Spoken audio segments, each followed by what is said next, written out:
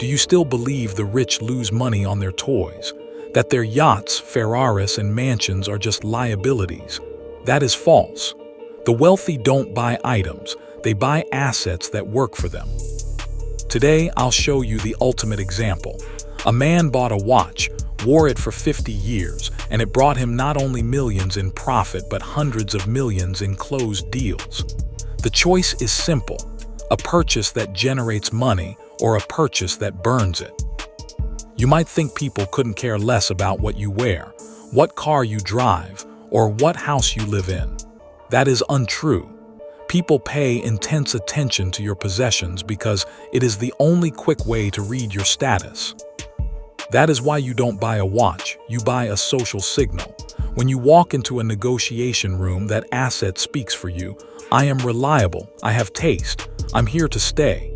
This is an investment in trust. Look at the case of the legendary actor Paul Newman and his Rolex Daytona. This watch cost pennies compared to his fortune. He actively used it. The watch was a gift from his wife, Joanne Woodward, with the engraving, "Drive carefully, me." These two lived 50 years of married life. This is not a joke or a rumor. This is the real truth. It is a beacon of stability in a chaotic Hollywood.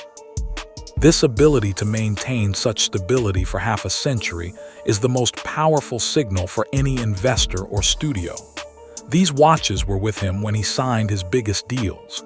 They became a silent partner that guaranteed.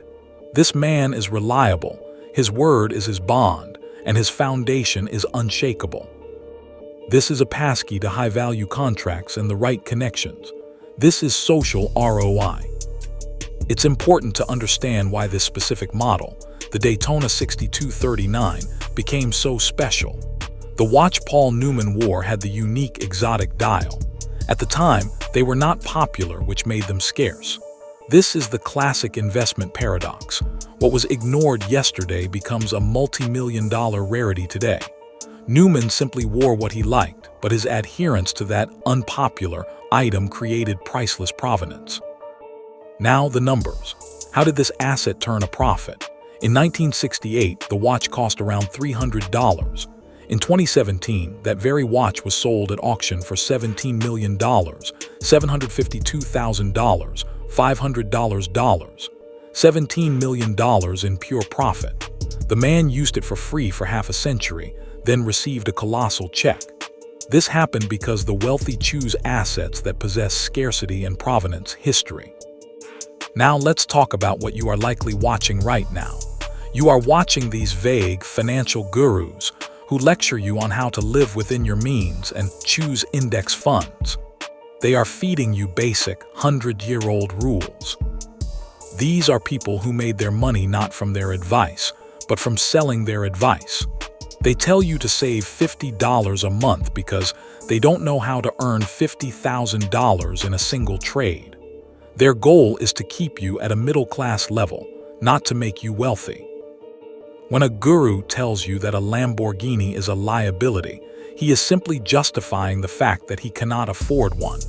He doesn't understand that for a person with status, that Lamborghini is a negotiation room on wheels that signals creditworthiness and success. Remember the rule: if a person teaches you to save, they don't know how to multiply. During the same 70s decade when Newman was quietly wearing his watch, thousands of ordinary people were losing money chasing hot stocks. Take Polaroid. They invested their $5,000 in this guaranteed stock. They bought a paper promise. By the early 2000s, the company was bankrupt and their entire investment was wiped out. Let's do an even simpler comparison, one that affects everyone. Imagine in 2018 you took $50,000. Your smart neighbor invested it in a new, leather-smelling crossover that he considers a necessity. You, following instinct, bought a steel Rolex Daytona on the secondary market for the same amount. What happened? 5 years later, the neighbor's crossover, which he used for commuting, didn't just lose 40% of its value, becoming a liability worth $30,000.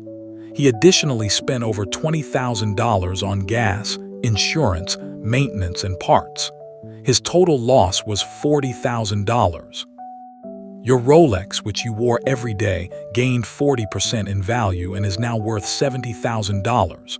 Both used their purchase, but one lost $40,000 and the other earned $20,000. This is not luck. This is the conscious choice of asset class.